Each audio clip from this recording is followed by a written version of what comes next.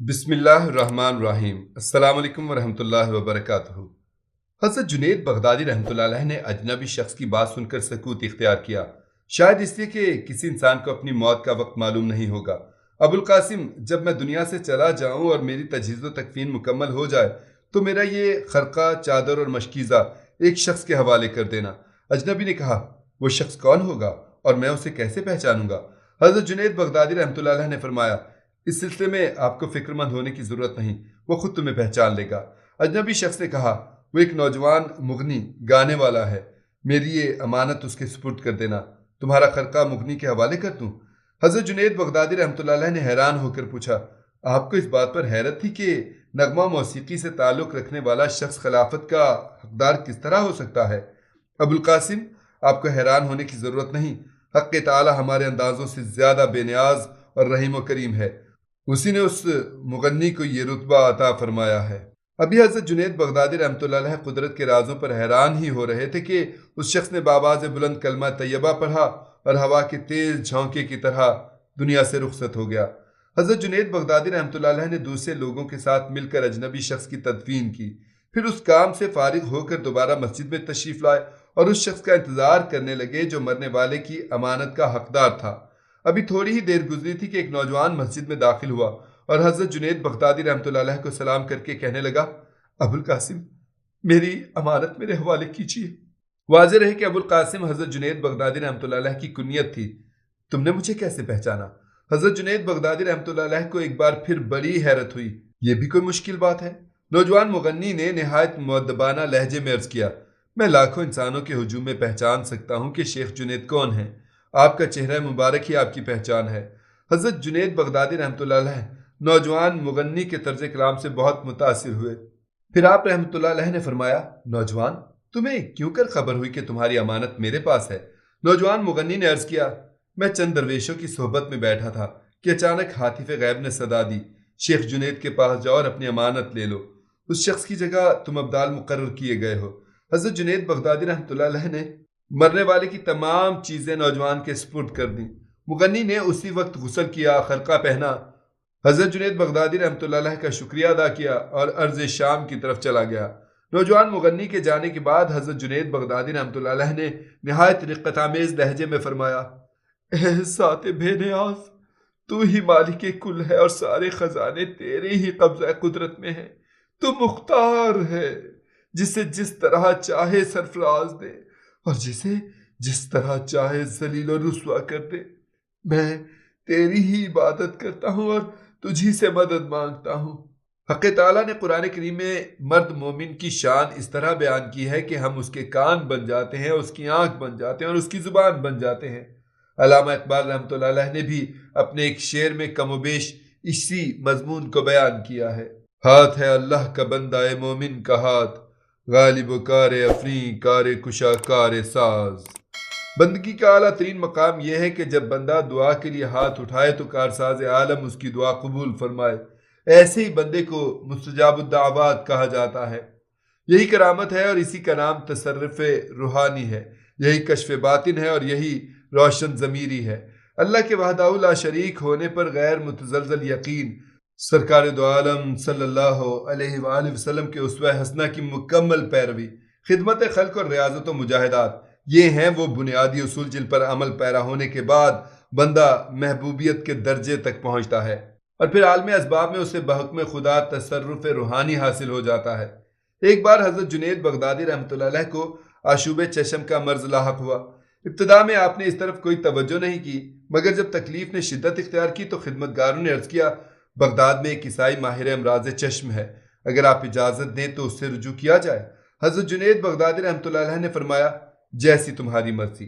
دوسرے دن عیسائی طبیب حضرت جنید بغدادی رحمۃ اللہ علیہ کی خدمت میں حاضر ہوا۔ اس نے بہت دیر تک آپ کی آنکھوں کا معائنہ کیا، پھر نسخہ تجویز کرتے ہوئے کہا کہ شیخ، آپ کی آنکھوں کا ایک ہی علاج ہے کہ انہیں پانی سے بچایا جائے۔ حضرت جنید بغدادی رحمۃ اللہ علیہ نے عیسائی طبیب کا مشورہ سننے کے بعد فرمایا، میں 5 وقت وضو کرنے کا عادی ہوں، اس صورت میں آنکھوں کو پانی سے کس طرح بچایا جا سکتا ہے؟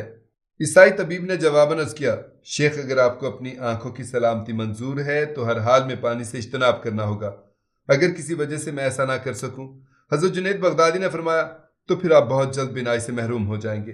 عیسائی حکیم نے اپنے طبی تجربات و مشاہدات کی روشنی میں فیصلہ سناتے ہوئے کہا۔ عیسائی طبیب مایوسی کا اظہار کرتا ہوا چلا گیا۔ جاتے جاتے حضرت جنید بغدادی رحمۃ اللہ علیہ کے مریدوں اور خدمتگاروں کو آخری ہدایت بھی کر گیا، اگر تم اپنے شیخ کی آنکھیں صحیح سلامت دیکھنا چاہتے ہو تو انہیں وضو نہ کرنے کا مشورہ دو۔ عیسائی طبیب کے جانے کے بعد مریدین اور خدمتگار حاضر ہو کر عرض کرنے لگے، سیدی، شریعت میں تیمم کی رعایت اور گنجائش موجود ہے۔ میں جانتا ہوں۔ حضرت جنید بغدادی نے نہایت تحمل کے ساتھ فرمایا۔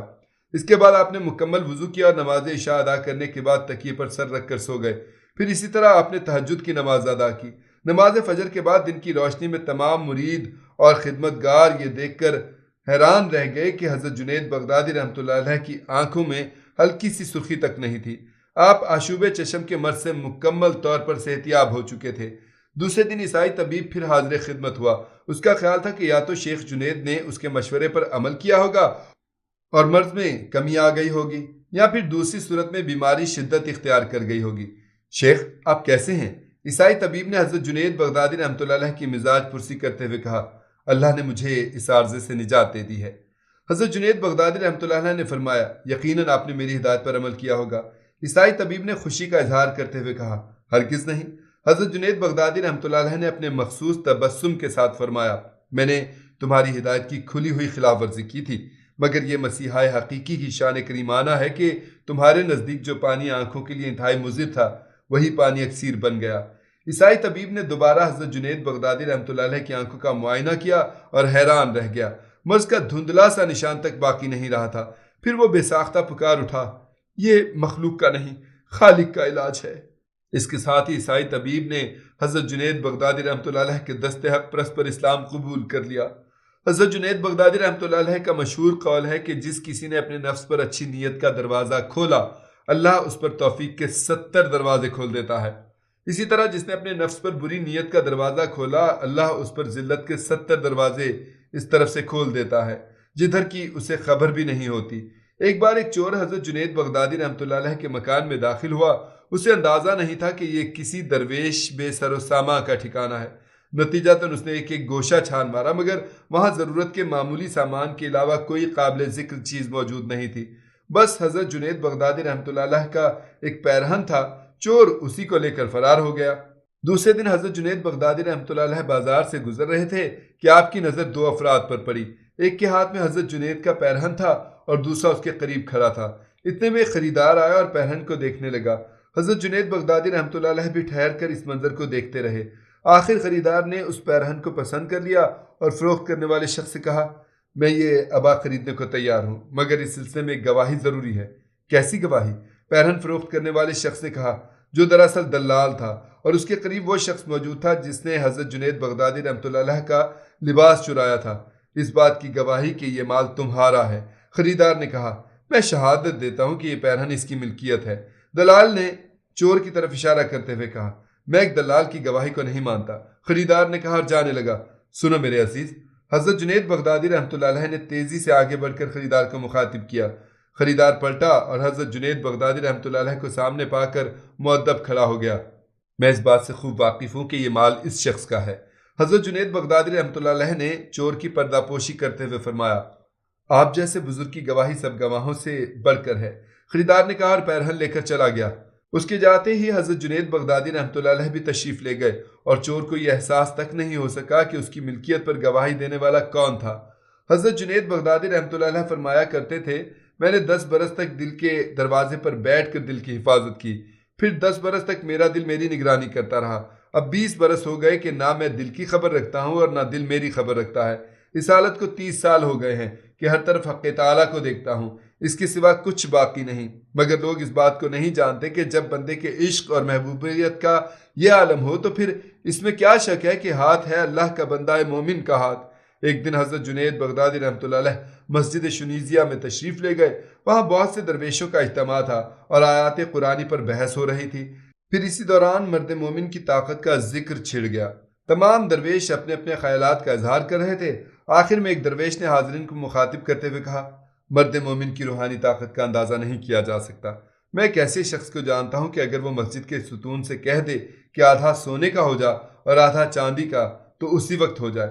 حضرت جنید بغدادی رحمتہ اللہ علیہ فرماتے ہیں کہ میں نے اس درویش کا دعویٰ سن کر مسجد کے ستون کی طرف دیکھا، واقعتاً وہ آدھا سونے کا اور آدھا چاندی کا۔ دراصل یہ حضرت جنید بغدادی رحمتہ اللہ علیہ کی نظر کیمیا گر کا اثر تھا کہ پتھر کی ظاہری حالت تبدیل ہو گئی۔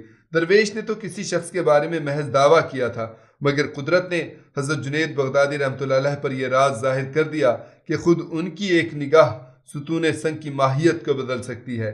علامہ اقبال نے مرد مومن کی شان جلالی کی طرف اشارہ کیا ہے۔ کوئی اندازہ کر سکتا ہے اس کے زور بازو کا کہ نگاہ مرد مومن سے بدل جاتی ہیں تقدیریں۔ حضرت جنید بغدادی رحمتہ اللہ علیہ اپنے حلقے میں بیٹھنے والے درویشوں کی بھی بہت عزت کیا کرتے تھے۔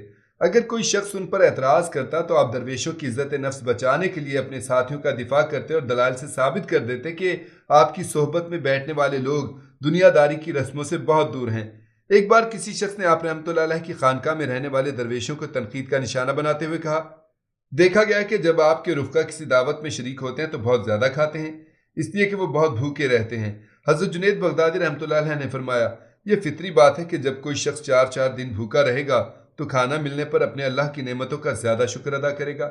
اس شخص نے دوسرا سوال کیا، ان لوگوں پر شہوانی قوتوں کا غلبہ کیوں نہیں ہوتا؟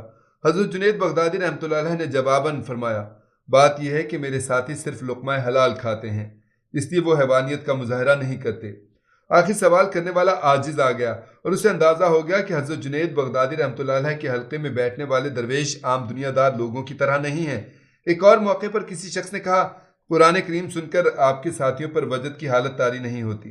حضرت جنید بغدادی نے جواباً فرمایا، قرآن کریم میں حال لانے والی چیز ہی کون سی ہے؟ وہ حق ہے اور اس ذات برحق کی طرف سے نازل ہوا ہے جس کے لیے مخلوق کی کوئی صفت شایان نہیں۔ اعتراض کرنے والے نے کہا، مگر شعروں پر تو آپ کے ساتھیوں کو بہت حال آتا ہے۔ حضرت جنید بغدادی نے فرمایا، اس لیے کہ یہ خود ان کے ہاتھوں کی بنائی ہوئی چیزیں ہیں اور محبت کرنے والوں کا کلام ہے۔ آخر میں اس شخص نے درویشوں کی ظاہری حالت کا مذاق اڑاتے ہوئے کہا، آپ کے ساتھی تو اللہ کے بہت قریب ہیں، پھر انہیں وہ چیزیں کیوں میسر نہیں جو اہل دنیا کے پاس ہیں؟ حضرت جنید بغدادی رحمتہ اللہ علیہ نے فرمایا، اللہ تعالیٰ پسند نہیں کرتا کہ جو چیزیں عام بندوں کے پاس ہوں وہی چیزیں اس کے خاص بندے بھی رکھتے ہوں۔ ایک عارف وقت کے جوابات سن کر وہ شخص حیران رہ گیا۔ حضرت جنید بغدادی رحمتہ اللہ علیہ نے اپنی بات میں اضافہ کرتے ہوئے فرمایا، سامان دنیا سے محرومی کی ایک وجہ یہ بھی ہے کہ اللہ تعالیٰ نہیں چاہتا کہ اس کے خاص بندے خالق کو چھوڑ کر مخلوق کی طرف متوجہ ہو جائیں۔ ایک دن نماز جمعہ کے بعد ایک شخص حضرت جنید بغدادی رحمتہ اللہ علیہ کی خدمت میں حاضر ہو کر عرض کرنے لگا، شیخ مجھ پر آپ کا بڑا کرم ہوگا اگر اپنے حلقے کے فقراء میں سے کسی ایک درویش کو میرے ہمراہ کر دیں۔ آخر اس بات سے تمہارا مقصد کیا ہے؟ حضرت جنید بغدادی رحمتہ اللہ علیہ نے اس شخص سے پوچھا، میں آپ کے اس درویش کو کھانا کھلا کر اس کی عارفانہ صحبت سے فیضیاب ہونا چاہتا ہوں۔ اس شخص نے بڑے پراثر لہجے میں کہا۔ حضرت جنید بغدادی رحمتہ اللہ علیہ نے اس شخص کی درخواست سن کر اپنے چاروں طرف نظر کی۔ آپ کے قریب ہی ایک ایسا شخص موجود تھا جس کے چہرے سے بھوک اور فاقہ کشی کے آثار نمایاں تھے۔ حضرت جنید بغدادی رحمتہ اللہ علیہ نے اس درویش کو مخاطب کرتے ہوئے فرمایا، آپ ان صاحب کے گھر چلے جائیے اور انہیں اپنی صحبت سے فیضیاب کیجیے۔ وہ درویش خاموشی سے اٹھا اور میزبان کے ساتھ چلا گیا۔ جس شخص نے حضرت جنید بغدادی رحمتہ اللہ علیہ سے درخواست کی تھی، بغداد میں اس کے زہد و تقویٰ کا بہت چرچا تھا۔ وہ درویش تھوڑی دیر میں واپس آ گیا اور خاموشی کے ساتھ خانقاہ کے ایک گوشے میں بیٹھ گیا۔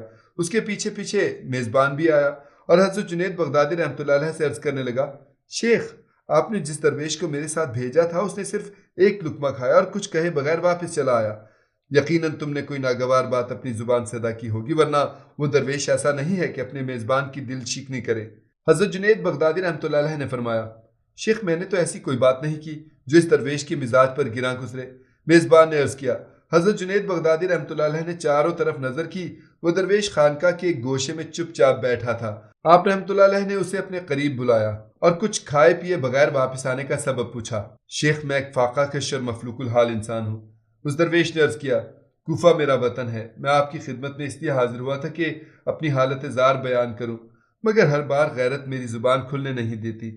پھر جب آپ نے خود ہی میری بھوک کی شدت کا اندازہ کر لیا اور مجھے میزبان کے ساتھ جانے کا حکم دیا تو میں دل ہی دل میں بہت خوش ہوا۔ اس میں کوئی شک نہیں کہ اس شخص نے بڑے اہتمام کے ساتھ میرے سامنے دسترخوان بچھایا، پھر اپنے ہاتھ سے نوالا بنا کر دیتے ہوئے بولا، یہ لقمہ مجھے 10,000 درہم سے بھی زیادہ عزیز ہے۔